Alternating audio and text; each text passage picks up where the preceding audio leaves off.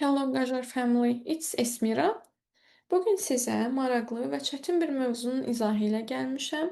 Bu mövzu artıq tələbələrin qorxulu yuxusuna çevrilmiş bir mövzudur demək olar ki, IELTS Writing Task 2. Söhbət bu mövzudan gedir, söhbət Task 2-dan gedir. Gəlin biz bugün birlikdə Task 2-nu examin edək və mövzunu özünüz üçün asanlaşdırmağa çalışaq. Ümid edirəm ki, bu videodan sonra Task 2 esseylərini yazmaq sizin üçün daha asan da olacaq. Siz artıq IELTS-a hazırlaşmağa başlamısınızsa, writing ilə bağlı məlumatınız var. Yenə də öz məlumatlarımızı bir daha yeniləyək, daha sonra videoya keçid edək. Writing iki hissədən ibarətdir. Task 1 və Task 2-dan. Ümumiyyətlə, IELTS-ın writing hissəsi digər hissələrinə nisbətdə daha çətin hesab edilir, çünki bizdən güclü grammar və lexical resource tələb edir. Öz içərisində isə writing iki hissəyə bölünür. Task 1 və Task 2-ya. Task 1-da bizim 20 dəqiqə və 150 söz limitimiz, Task 2-da isə 40 dəqiqə və 250 söz limitimiz var. Task 2 bizim ümumi skorumuzun 66%-ni təşkil edir. Task 1 isə sadəcə 33%-ni. Belə nəticəyə gəlirik ki, Task 2 bizim üçün 2 qat daha əhəmiyyətlidir. Mən tələbələrə adətən tövsiyə edirəm ki, esseyləri yazmağa Task 2-dan başlasınlar. Çünki bayaq da qeyd etdiyimiz kimi 2 qat daha əhəmiyyət daşıyır bizim üçün. Başlayın Task 2-dan. Bu demək deyil ki, Task 1-ı diqqətdən kənar qoymalıyıq. Sadəcə mənim tövsiyəm bu olar ki, Task 2-dan başlayasınız. İndi isə keçid edək daha detallı şəkildə incələməyə.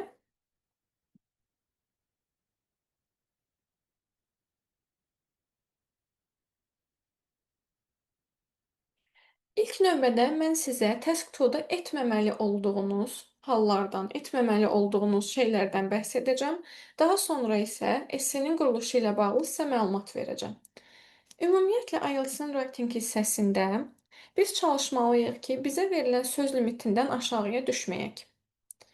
Və nəzərinizə çatdırmaq istəyirəm ki, parafrez edə biləcəyiniz halda parafrez etmədiyiniz sözlər bir söz olaraq hesab edilir.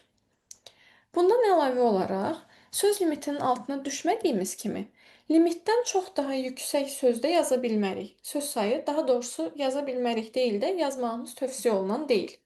Tutaq ki, 250 söz limitimiz varsa, 270 və yaxud da 275 söz yazmağımız kifayət edir. Bunun da səbəbi odur ki, təkrarçılığa düşmüşüksə, parafrez etməyi unutmuşuqsa, həmin sözlərin sayı azalmasın. İkinci verə biləcəyim tövsiyə budur ki, personal pronounların istifadəsindən uzaq durun. Çünki personal pronounlar artıq şəxsləşdirilmiş bir fikri ifadə edir və biz akademik essey yazdığımıza görə çalışırıq ki, şəxsi fikirlərə çox da yer verməyək, əgər bizdən tələb edilməyibsə. Növbəti tövsiyəm bu olar ki, çalışın ki, esseni yazmağa başlamamışdan əvvəl özünüz üçün outline planning edin. Outline planning nə deməkdir? Öncədən essedə nələrə yer verə biləcəyimizi düşünmə.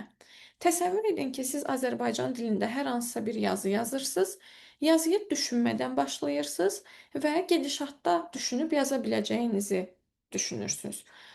Nəticə etibarilə yazacağınız fikirlər qarışıq olacaq və bir-birləri ilə məntiqi əlaqəsini itirmiş olacaqlar. Ona görə də çalışın öncədən özünüzə bir müddət vaxt verin və həmin vaxt ərzində outline planning edin. Outline planningdə nələri nəzərdə tuturuq? Gəlin bunlara keçid edək. Biz bugün sizinlə advantage və disadvantage esseyə baxacağıq Task 2-da. Advantage və disadvantage esse adından da bəlli olduğu kimi bizə verilən hər hansısa bir statementin müsbət və mənfi tərəflərini müzakirə etməkdən ibarətdir. Bu halda mən outline planning edərkən özüm üçün verilən statementin müsbət və mənfi tərəflərini müəyyənləşdirəcəm. Tövsiyə edərdim ki, ən az 2 müsbət və ən az 2 mənfi cəhət seçəsiz. Təbii ki, 3 seçərsinizsə bu daha yaxşı olar, amma 2 seçərsinizsə onu explain etmə və onunla bağlı example vermə şansınız daha yüksək olar. Eyni zamanda fikirləriniz çox yorucu və qarışıq görünməz. Ancaq aydın şəkildə ifadə edə biləcəyinizi düşünürsünüzsə, 3 advantage və 3 disadvantage seçsəniz, bu da mümkündür, bu da olar. Daha sonra advantage və disadvantageləri özüm üçün müəyyənləşdirdikdən sonra artıq essenin quruluşuna keçə bilərəm. Mən bu gün sizin üçün advantage və disadvantage üzrə sadə bir mövzu seçmişəm. Many companies now allow employees to work flexible hours. Hal-hazırda bir çox şirkət işçilərinə dəyişkən saatlarla işləməyə icazə verir. Bizim background statementimiz, background topikimiz və yaxud da topic statementimiz olaraq gedir. Burada bizə ümumi düşünülən bir fikir verilir. Bu fikir müzakirəyə açıq deyil, sorğulanmaya açıq deyil, bizə verilən bir fikirdir. Bunun ardınca isə bizə question prompt verilir. Yəni, əsasən bizim fikrimizi bildirəcəyimiz, müzakirə edəcəyimiz hissə. What are the advantages and disadvantages of this arrangement? Bu fikrin müsbət və mənfi tərəfləri haqqında danışmağımız bizdən tələb olunur. Burada bizə həm advantage, həm disadvantage istədiyinə görə həm müsbət, həm də mənfi tərəfləri haqqında danışacağıq. Ancaq bizdən advantage və ya disadvantage istəyirsə, o zaman situasiya dəyişir. Gəlin keçid edək növbəti hissəyə. Task 1-da da olduğu kimi bizim essemizin özünün xüsusi bir strukturu, bir quruluşu var. Biz introduction-la, yəni giriş hissəsi ilə başlayırıq. Daha sonra növbəti hissə adlanır body paragraph 1, gələn hissə isə adlanır body paragraph 2. Və biz sonluqda bir conclusion verməliyik və fikirlərimizi ümumiləşdirib yekunlaşdırmalıyıq. Gəlin introduction hissəsi ilə başlayaq. Introduction hissəsini mən tələbələrə bir və yaxud da 2 cümlə ilə verməklərini tövsiyə edirəm. Adətən 2 cümlə daha müsbətdir. Biz girişi paraphrase ilə veririk, paraphrasing ilə veririk. Bizə background statementdə hansı mövzu verilibsə, hansı fikir verilibsə, onu parafrez etməklə başlayırıq. Gəlin qısa bir şəkildə parafrez etməyin nə olduğunu da aydınlaşdıraq.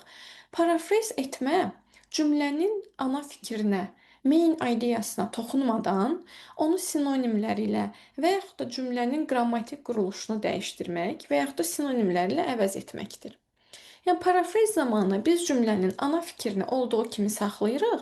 Sadəcə olaraq cümləni öz sinonimləri ilə, sözlərinin sinonimləri ilə dəyişdiririk, əvəz edirik və yaxud da quruluşunu dəyişdiririk və fərqli bir quruluş yaradırıq. Amma hər iki cümlənin mənası bir-birindən fərqlənməməlidir. Gəlin bizə verilən background statementi parafrez edərək başlayaq.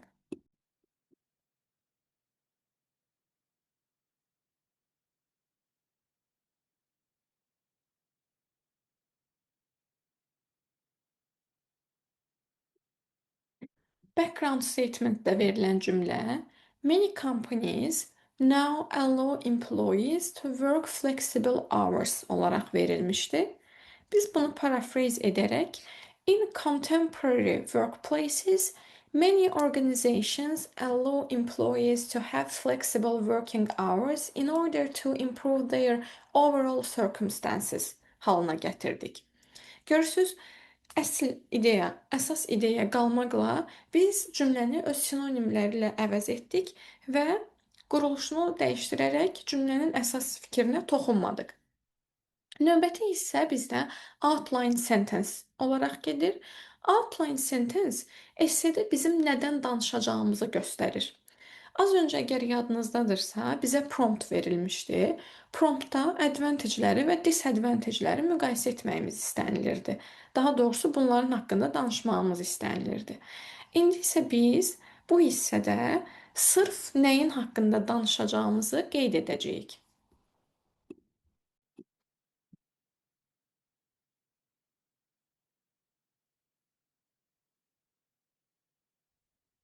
Gördüyünüz kimi biz bu hissədə essemizin müsbət və mənfi tərəflərini, bu yanaşmanın müsbət və mənfi tərəflərini examine edəcəyini aydın şəkildə bildirdik. Artıq bizim introduction hissəmiz hazırdır. İki fikirlə birlikdə, iki cümlə ilə birlikdə biz introduction hissəsini tamamladıq. Keçid edə bilərik növbəti hissəmizə, yəni body paragraph hissəmizə.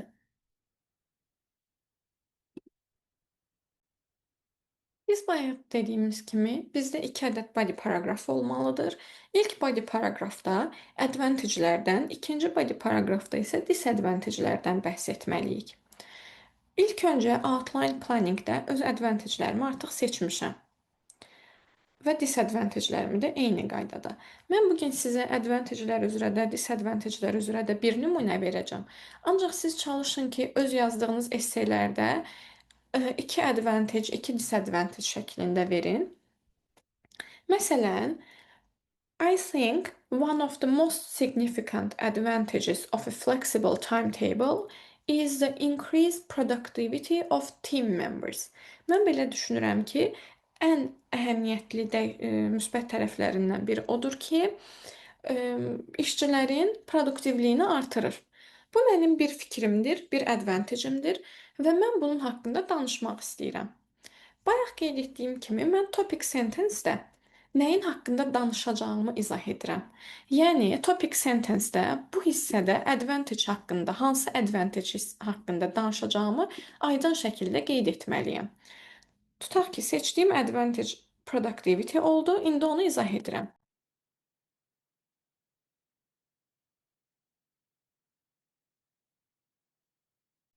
Bayaq qeyd elədiyimiz cümləni yazılı bir şəkildə ifadə etdik. Bu bizim topic sentensimizdir. Nəyə görə bu topic sentensdir? Biz burada irəlidə nə haqqında danışacağımızı qısa bir şəkildə qeyd edirik.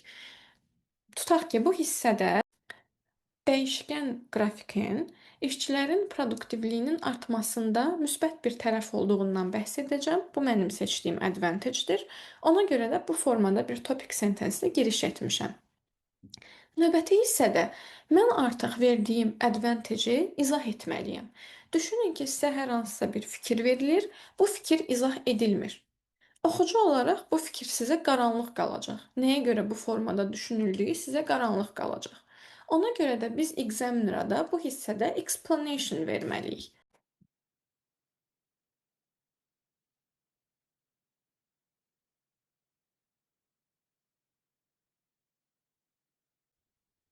Artıq burada verdiyim advantage'ın explanation'ını, yəni izahını verirəm.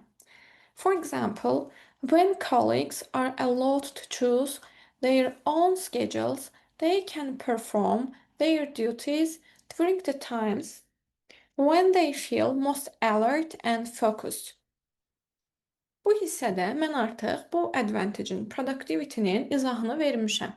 Nəyə görə özlərini daha produktiv hiss etdiklərini izah etmişəm. Sonuncu hissədə example verəcəyik. Example hissəsində çalışın ki, özünüzlə bağlı, öz ətrafınızla bağlı example'lardan daha çox statistikalara, spesifik şeylərə yer verəsiz, əhəmiyyət verəsiz.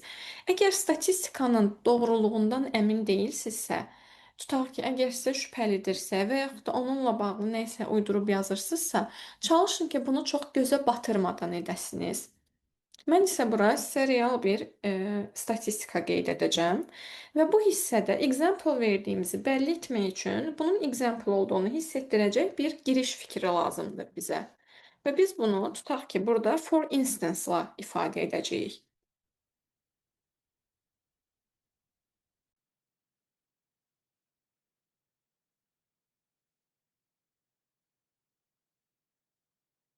Gördüyünüz kimi mən bu hissədə hər hansı bir organization'ın adını qeyd etdim və daha spesifik bir şey qeyd etmiş oldum. Siz hər hansısa bir brandin, hər hansısa bir chain'in adını da qeyd edə bilərsiniz. Daha doğrusu onunla bağlı əlinizdə bir statistika, bir fakt varsa onu da qeyd edə bilərsiniz. Bu bizim body paragraph 1 hissəmiz oldu. Siz hər body paragrafın da sonuna conclusion əlavə edə bilərsiniz. Fikirlərinizi həmin hissədə ümumiləşdirə bilərsiniz. Bu sizin öz istəyinizdən asılıdır. Təbii ki, skorunuzu artıra bilər. Qeyd etməyiniz tövsiyə olunandır, ancaq məcburiyyət deyil. Növbəti hissədə biz gəlirik body paragraph 2-ya. Eyni strukturu təkrar edirik. Topic sentence, Explanations of disadvantage and example sentence. Eyni struktur təkrarlanır gördüyünüz kimi. Mən sadəcə burada sizin üçün sample qeyd edəcəm. Siz bunu daha detallı examin edə bilərsiniz. Eyni qaydada burada da bir topic sentence yazıram.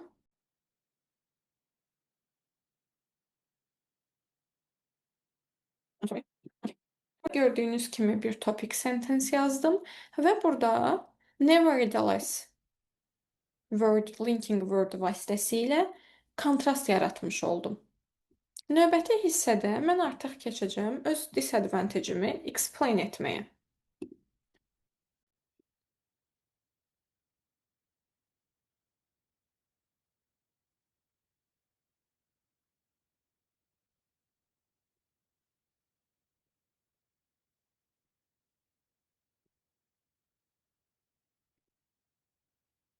Bu dəfəki explanation'ımız biraz daha geniş oldu, ancaq disadvantage ilə bağlı fikrimizi burada daha aydın şəkildə izah etdik və bunun təsirlərini qeyd etdik. Eyni zamanda bunun nəyə görə disadvantage olduğunu da izah etmiş olduq. İndi isə sonuncu hissəyə, yəni example verdiyimiz hissəyə gəlirik.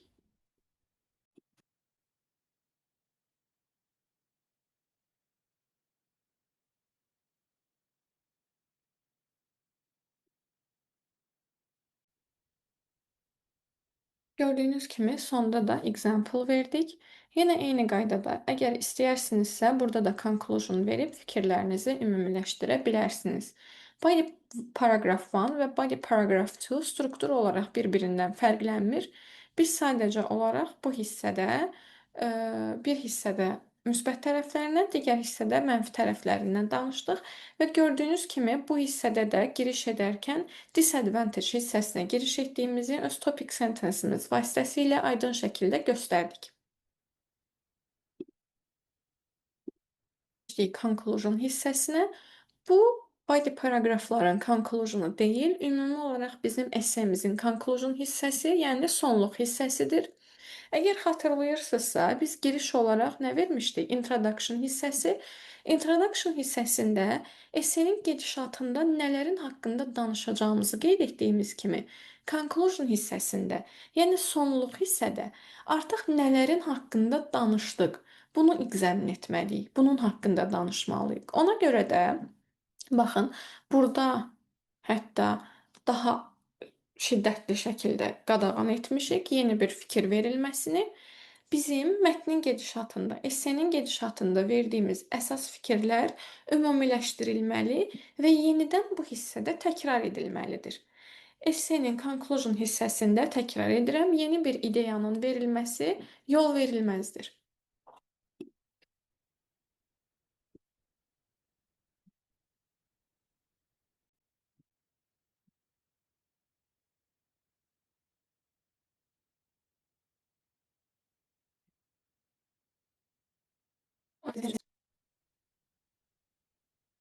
Bu da artıq bizim essemizin conclusion, yəni sonluq hissəsidir.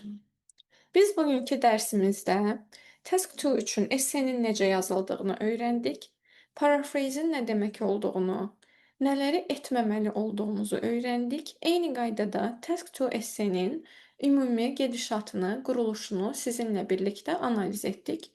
Ümid edirəm ki, bu struktur sizin üçün faydalı olar. Növbəti dərslərdə artıq daha detallı şəkildə Task 2-nun digər tiplərinə də baxacağıq, digər esseylərinə də baxacağıq. Take care of yourself. See you.